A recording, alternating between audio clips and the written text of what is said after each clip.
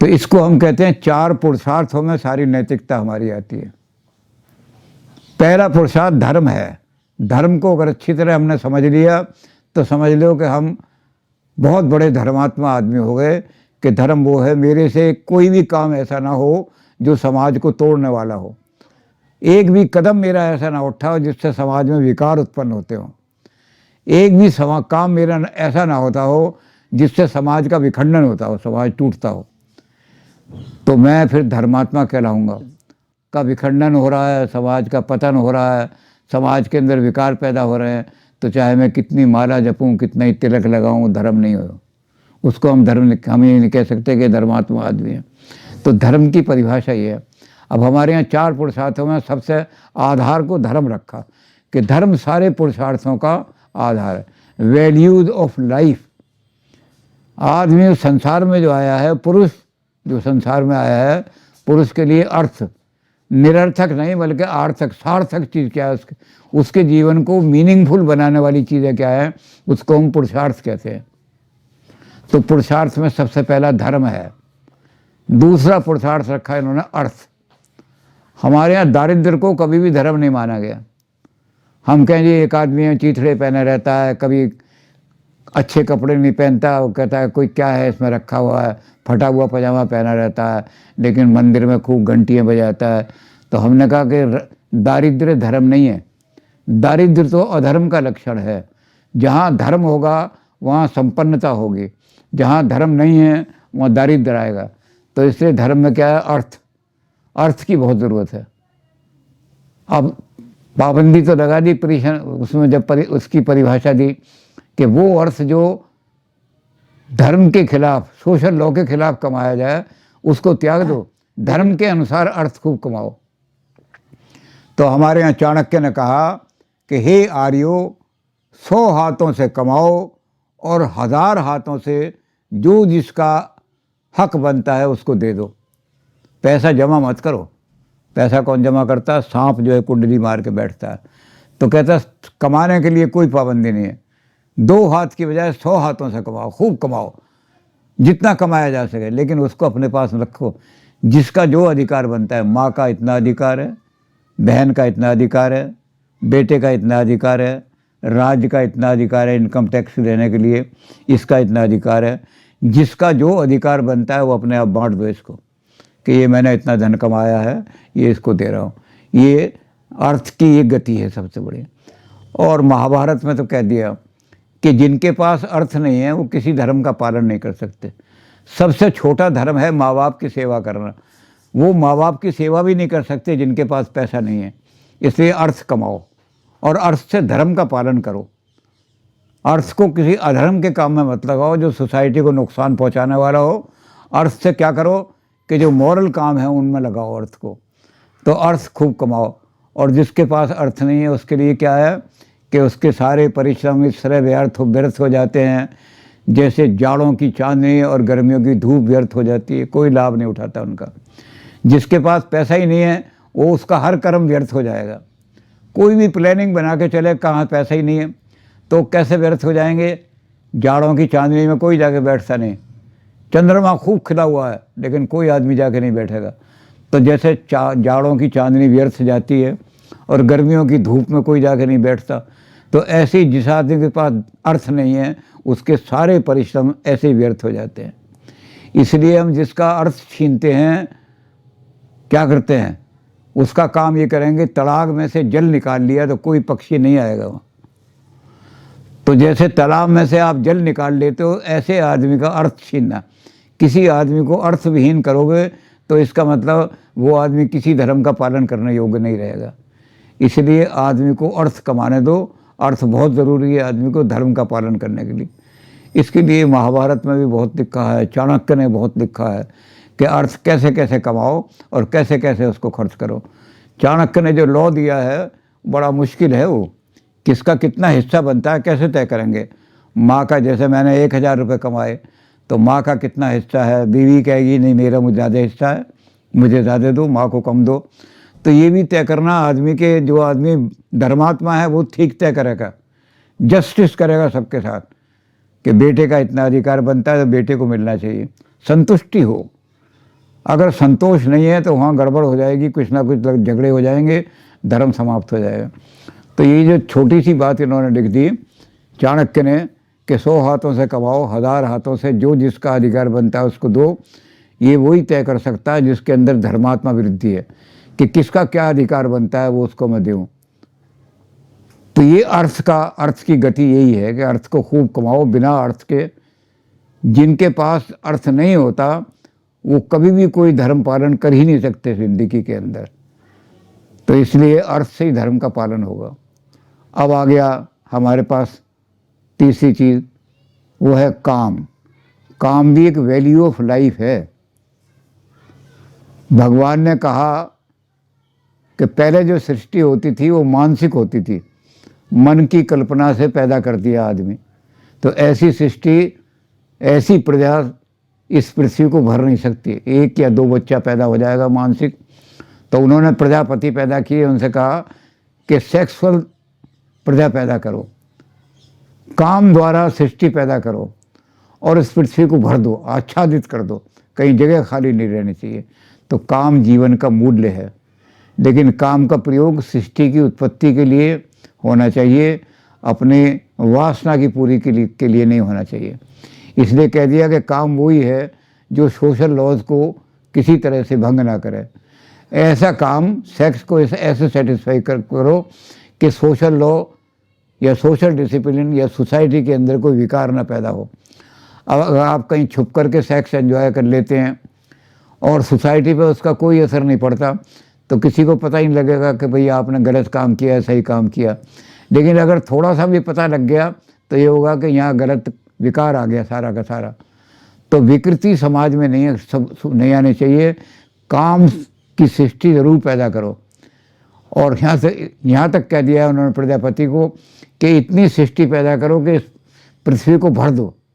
तो 1, 2, 4, 6 जितने बच्चे पैदा कर सकते हो, कोई पाबंदी नहीं है, अपनी शक्ति के हिसाब से। लेकिन हमारी काम इच्छा की संतुष्टि इसलिए होनी चाहिए, सुफिपला औषधियो भवन्तु। मैं जो बीज बो रहा हूँ इसको ये फलित हो, इसका फल मिले, यानी इससे कोई सृष्टि पैदा हो। मैंने वासना के लिए काम संतुष्ट नहीं किया। तो आदमी जो है काम की संतुष्टि करेगा प्रजाओं को पैदा करने के लिए। तो ये अर्थ और काम भी जीवन के पुरुषार्थ हैं। अब अंतिम हमारे पास जो चीज़ आती है वो आती है मोक्ष। इसको कहते हैं हम परम पुरुषार्थ। आदमी, किसी भी और रिलीजन में इतनी स्वतंत्रता नहीं है आदमी को, हमारे रिलीजन में है कि आदमी उन्नति करते करते करते करते देवत्व को प्राप्त करेगा, देवता बन जाएगा, फिर और अच्छे काम करेगा तो देवत्व से भी ऊपर उठ जाएगा और अंत में वो अनंत में ब्रह्म में लीन हो जाएगा। आदमी ब्रह्म बन जाए, अगर किसी मुसलमान को कहोगे तो वो सिर काट देगा कि ये काफिर है, क्योंकि ये खुदाई का दावा कर रहा है कि मैं खुदा बन सकता हूँ। लेकिन हमारे यहाँ ये है कि ऊपर उठो और ऊपर उठो। आप आदमी हो, इंसान हो, तो और ऊपर उठो, देवता बनने की कोशिश करो, देवत्व आपके अंदर आ जाए। देवता बन गए तो उसके बाद और ऊपर उठो, इतने ऊपर उठो कि आप अनंत में लीन हो जाओ। जब आप अनंत बन जाओगे सारी सीमाएं टूट जाएंगी। बंधन क्या है? परिसीमन, यही बंधन है। अपने ऊपर सीमा लगाना, यही हमारा सबसे बड़ा बंधन है। तो मोक्ष क्या है? बंधनों को तोड़ना और फ्रीडम प्राप्त करना। मैं पाश में बंधा हुआ नहीं हूँ। पाश में बंधा हुआ पशु होता है, उसको पशु कहते हैं, वो बंधनों में बंधा हुआ है। लेकिन मैं इन बंधनों को सबको तोड़ना चाहता हूँ। मैं बंधनों से ऊपर उठना चाहता हूँ, क्योंकि मेरी आत्मा फ्री है और इस फ्रीडम को प्राप्त करने के लिए मैं अनंत बनना चाहता हूँ। मैं अनंत बन जाऊँ, मैं अनलिमिटेड बन जाऊँ, कोई सीमा मेरे ऊपर ना। तो परिसीमन ये जो है ये दुख का कारण है। जितनी सीमा आदमी अपने ऊपर लगाएगा, जितनी लिमिटेशन आदमी अपने ऊपर लगाएगा, उतना ही वो दुखी ज़्यादा होगा, दुनिया के अंदर सुखी नहीं हो सकता। और जितना वो उन बंधनों को तोड़ता चला जाएगा, उतना ही वो सुख का कारण बनता चला जाएगा। तो हमारे जीवन का लक्ष्य है परम सुख प्राप्त करना, ऐसा सुख जो कभी कम ना हो। रोटी खाने का सुख है, 2 घंटे बाद ख़त्म हो जाएगा, फिर से हमें भूख लगेगी। तो ऐसा सुख प्राप्त करो जो अनंत सुख हो, इसके लिए कोशिश करो ये कहलाता है मोक्ष। मोक्ष की कामना अनंत में लीन होने की, अनंत बन जाना, लीन नहीं बल्कि हम अनंत बन जाएं किसी तरह से, हम ही अनंत हो जाएं, इन्फिनिट हो जाएं, कोई बंधन हमारे ऊपर ना रहे, कोई परिसीमन ना रहे। कोई भी सीमा रह गई तो इसका मतलब लिमिटेशन अगर कोई रह गई तो दुख का कारण होगा वही, और हम दुखों से ऊपर उठना चाहते हैं। तो दुखों की आत्यंतिक निवृत्ति इज मोक्ष।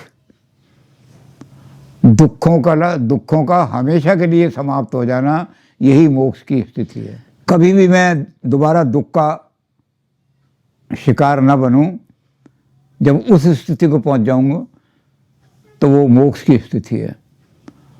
उस स्थिति को प्राप्त करने के लिए हमारे यहाँ बहुत सारे साधन दिए हैं मोक्ष की प्राप्ति करने के लिए। तो मोक्ष कैसे प्राप्त होगा, इसके लिए 2 रास्ते बताए हैं हमारे यहाँ ऋषियों ने 2 रास्ते बताए हैं। पहला रास्ता तो है निवृत्ति मार्ग।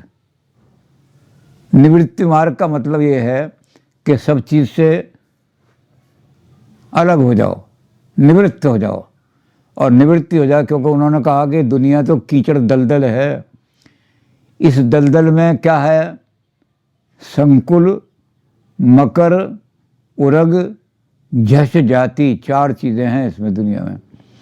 पहले तो ये कि संकुल है, इसको समझना बड़ा मुश्किल है। आज एक आदमी मेरा दोस्त बना हुआ है, कल वो मेरे गले में, मेरे कमर में छुरा घोंप देता है। आज एक आदमी जो है वो बहुत बढ़िया काम कर रहा है, कल पता लगा कि उस आदमी ने दुष्कर्म कर दिया किसी महिला के साथ।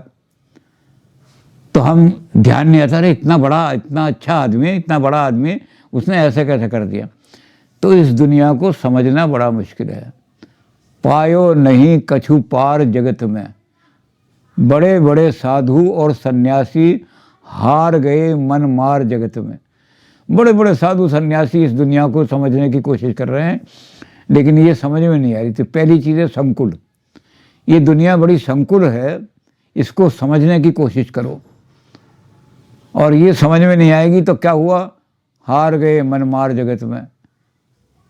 संसार में ही डूब के रह जाओगे, इसकी दलदल में फंस के रह जाओगे, निकल नहीं पाओगे। तो पहली चीज़ इसमें है संकुल। फिर है मकर। इस संसार के अंदर मगरमच्छ बहुत हैं, एक दूसरे की टांग खींचने वाले। किसी आदमी को ऊपर उठते हुए देख करके दूसरा प्रसन्न नहीं होता। तो उन मकरों से कैसे मुक्त होगे आप। उन मकरों में फंस गए, वो आपको ऊपर उठने नहीं देंगे। वो तो आपको तरह तरह के प्रलोभन दे करके आपको पतन कराएंगे। आजकल तो हनी ट्रैप खूब चल रहा है। आज कल के अखबार में था, वो फंसा रहे हैं किस तरह लोगों को, बुला लेते हैं और फंसा लेते हैं उनको। तो ये मकर जो हैं, इनसे बचना बड़ा मुश्किल है। तो संकुल, मकर, उरग, डंक मारने वाले। पता नहीं कौन मेरे डंक मार दे, मैं अच्छा खासा हूँ लेकिन मेरा दोस्त ही मेरे डंक मार दे। ओहो, तुझसे ये उम्मीद नहीं थी। एंटोनी ने जूलियस सीजर को छुरा मार दिया, उसका दोस्त था। तो ये जो सांप की तरह डंक मारने वाले लोग हैं इस संसार में बहुत हैं, उनसे कैसे बचोगे। और फिर उससे बच गए तो क्या है, झष जाति। मछलियों की दुर्गंध बड़ी पड़ी है इस दुनिया में। वासनाओं की दुर्गंध इतनी है, इस वासना को जीतना बड़ा मुश्किल है। वासना पर नियंत्रण पड़ना, तो इस पर पाबंदी लगाने के लिए, मोक्ष को प्राप्त करने के लिए इस दुनिया को त्यागना पड़ेगा।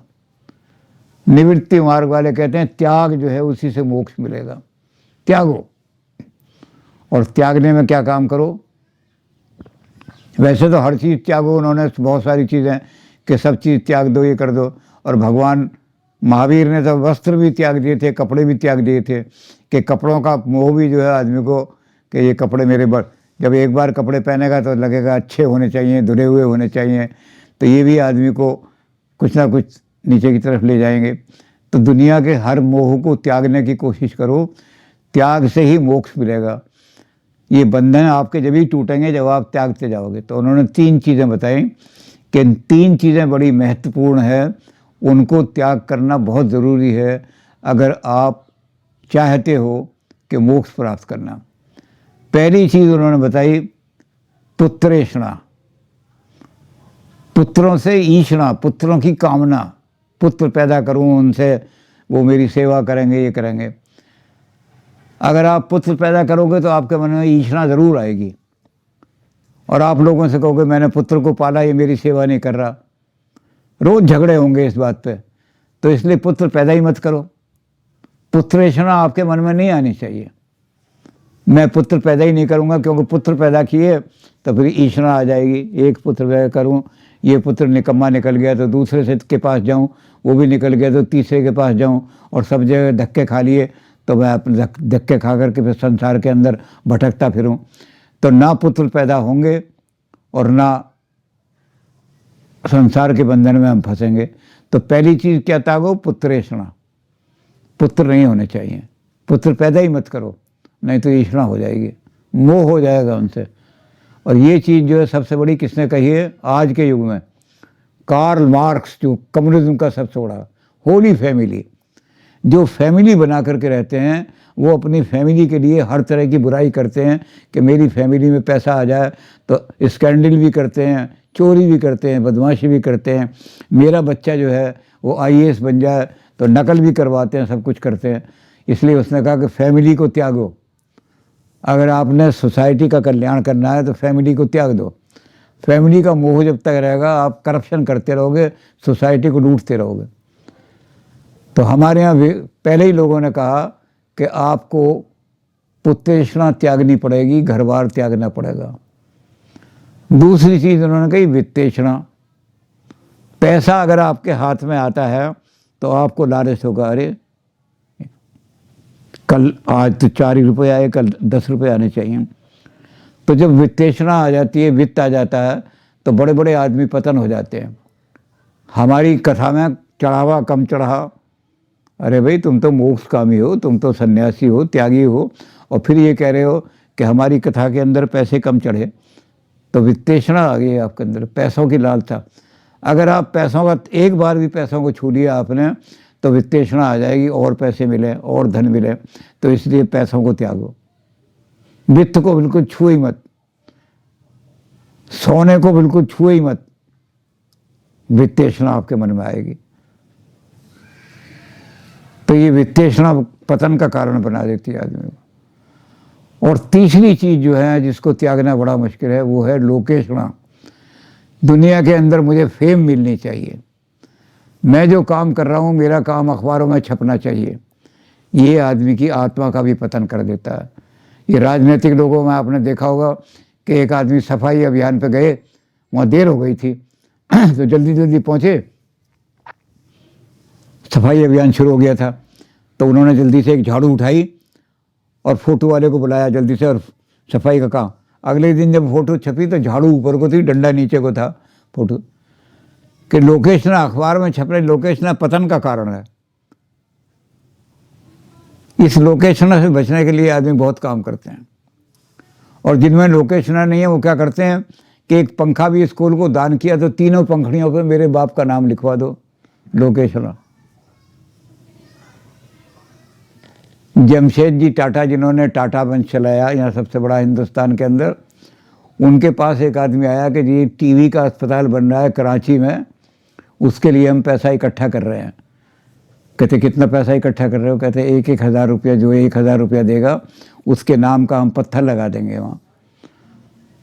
तो हम शुल्क इकट्ठा करते, फिर 1,000 बहुत होता था उस ज़माने में। 1 रुपये का घी आता था 1 किलो, तो 1,000 तो बहुत होता था। तो कहने लगे जो 1,000 रुपया दान देगा हम उसका पत्थर लगवा देंगे। तो उसमें उन्होंने लिख दिया कि 999 रुपये इनको दे दिए जाएं। उनका मुनीम आया उठ करके, सर ये 999 आपने लिखे हैं, 1,000 कर दो तो आपके नाम। कहते भाई मैं अस्पताल बनाने के लिए दान दे रहा हूँ, अपना नाम छपवाने के लिए दान नहीं दे रहा। ये नाम की इच्छा तो मुझे पतित कर देगी, फिर मैं कहूँगा एक ही पत्थर क्यों लगे मेरे नाम का, एक और मेरे लड़के का भी लगे, एक मेरी पत्नी के नाम का भी लगे। तो ये जो लोकेशना है, ये सारे के सारे जितने पुण्य हैं उनको अनल दाह, जैसे अग्नि जला देती है सबको, ये पुण्य के काम सबको जला देते हैं। कि थोड़ा सा भी आप काम करके आए तो ये हो जाएगा कि अखबार में मेरा पोस्टर मेरे लगने चाहिए बड़े बड़े, इन्होंने 4 आदमियों को खाना खिलाया आज, भूखे आदमियों को। अरे तुमने खाना खिलाया तो इसको पोस्टर लगवाने की क्या ज़रूरत है? तो लोकेशना भी पतन का कारण है। लोकेशना त्यागो। तो जब ये 3 चीज़ें त्याग दोगे तो आप बंधनों से मुक्त हो जाओगे, संसार के बंधनों से। और इस संसार के बंधनों को लेकर के शंकराचार्य ने यही चीज़ें लिखी हैं। उनका पहली चीज़ क्या है? सत्यासत्य वस्तु विवेक। भले और बुरे में पहचान करो कौन सी चीज़ हमेशा रहने वाली है और कौन सी चीज़ नष्ट होने वाली है। अगर आप मोक्ष चाहते हो तो पहले ये अपने अंदर गुण पैदा करो। फेम दुनिया में मेरी बहुत दिनों तक रहने वाली है, पैसा इतने दिनों तक नहीं रहने वाला, तो मैं ये कोशिश करूं कि नाम को काल नहीं खाएगा, तो नाम की कोशिश करूं, फिर नाम से भी ऊपर उठाओ कोई चीज़। तो इसलिए पहली चीज़ ये है कि सत्य असत्य विवेक पैदा करो। दूसरी चीज़, इस संसार में और स्वर्ग में भोग की इच्छा बिल्कुल त्याग दो। मुझे बढ़िया भोजन मिलना चाहिए, बढ़िया कपड़े मिलने चाहिए, और स्वर्ग में भी मैं जाऊं तो स्वर्ग में भी बड़े बड़े सुगंधित चीज़ें मिलनी चाहिए, अप्सराएं मिलनी चाहिए। तो वहाँ भी भोग की इच्छा त्याग दो और यहाँ भी भोग की इच्छा त्याग दो। भोग मेरे जीवन में कुछ नहीं होना चाहिए, जैसा मिल गया वैसा खा लिया, जैसा जगह मिल गई सोने के लिए वैसे सो लिए, अपना जो जीवन के काम है वो चलाओ, दूसरी काम ये करो। फिर संपदाएं इकट्ठी करो, सर्दी और गर्मी सहने की इच्छा पे अपने अंदर संपदा पैदा करो कि सर्दी और गर्मी को सह सकूं, बड़ी तपस्या करना, इसको कहते हैं तप। तप की इच्छा पैदा करो अपने अंदर। फिर उपरीति पैदा करो, यानी अच्छी से अच्छी चीज़ भी आपके सामने आ रही है तो आप देखो कि मेरे लिए इसका कोई उपयोग नहीं, तो ये इच्छा भी आपके अंदर आनी चाहिए। बढ़िया से बढ़िया चीज़ पेश कर। आदमियों को गिराने के लिए इंद्र यही करता था, अप्सराएं भेज देता था कि इसकी तपस्या गिर जाएगी, तो हमें भी गिराने के लिए लोग यही करते हैं। तो हम जब ये हो जाएगी कि उपरीति, बढ़िया से बढ़िया चीज़ भी आए लेकिन मेरे काम की नहीं है, मुझे जिससे मेरी ज़िंदगी को लाभ होता है मैं तो बोलूँगा, सब फेंक दो। जब ये सारी चीज़ें आ जाएगी अंदर, फिर अपने अंदर मुँह फिर करो कि अब मेरे जो बंधन हैं उनको काटने की इच्छा। उसके लिए उन्होंने बड़ा अच्छा उदाहरण भी दिया है लोगों ने, शंकराचार्य के चेलों ने, कि 2 बहनें थीं। एक बहन की शादी तो हुई थी माली के घर और एक बहन की शादी हुई थी मछेरे के घर। अब बहनों में प्यार होता है, बहन ने बुलाया उसको। जिस बहन की शादी मछेरे के घर हुई थी उसको माली के घर वाली ने बुलाया, और माली के घर कहीं गुलाब के फूल रखे हैं, कहीं गेंदे के फूल रखे हैं, कहीं चंपा के फूल रखे हैं, तरह तरह के फूल उसने रख दिए।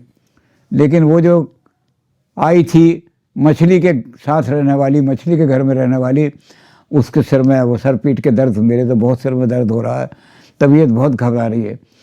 उसने कहा अरे मैंने तो इशारा रखा नहीं, वो टोकरा मंगवा के दो जिसमें मछली पकड़ते थे। तो उसने कहा अरे उसमें से दुर्गंध होगी, नहीं मैं वही मंगवा दो मुझे। तो उन्होंने वो टोकरा मंगवा के उसको दिया, और जैसे ही वो टोकरा आया वो बड़ी प्रसन्न हो गई।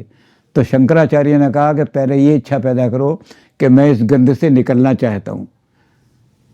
नाली का कीड़ा नाली से बाहर निकालोगे तो मर जाएगा, तो ये इच्छा पैदा करो अपने अंदर कि ये मैं बंधनों को तोड़ना चाहता हूँ। जब आप ये इच्छा पैदा कर लोगे तब आपके अंदर अपने आप त्याग की शक्ति आती जाएगी। जो चीज़ मुझे संसार के बंधनों में बांधती है या मेरे ऊपर लिमिटेशन लगाती है उसको मैं त्याग दूंगा। तो जब ये चीज़ पैदा कर लोगे तो त्याग की शक्ति आती चली जाएगी अपने आप। आपको कुछ त्याग करने की ज़रूरत नहीं, अपने आप आ जाएगा देखने के लिए कि अरे इस चीज़ से तो मेरे ऊपर बंधन लगता है, पाबंदी लगती है, मैं बंधनों से मुक्त होना चाहता हूँ। तो ये तो है निवृत्ति मार्ग।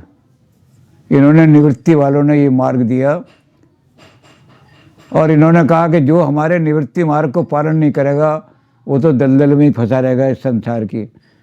वो तो संकुल, मकर, उरग, झस जाति, इन 4 चीज़ों में फंसा रहेगा। वो समझ नहीं पाएगा इस दुनिया के चक्कर को।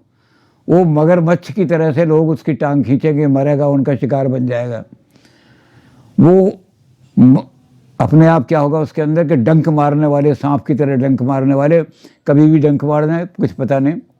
आज मेरे पास बहुत पैसा इकट्ठा हो गया तो मेरी लड़की मेरे डंक मार दे, दामाद मेरे मार दे, तो क्या पता सांप कितने घूम रहे हैं। और वासनाओं की मछलियों की दुर्गंध तो बहुत है। तो जो लोग निवृत्ति मार्ग का पालन नहीं करते वो इन संसार की 4 चीज़ों में फंसे रहते हैं। ना वो संसार के दुर्गंध से ऊपर उठ सकते हैं, ना वो सांप की तरह डंक मारने से बच सकते हैं, ना वो मगरमच्छ की तरह से। इसलिए निवृत्ति मार्ग अपनाओ, तब जा करके आपको मोक्ष मिलेगी।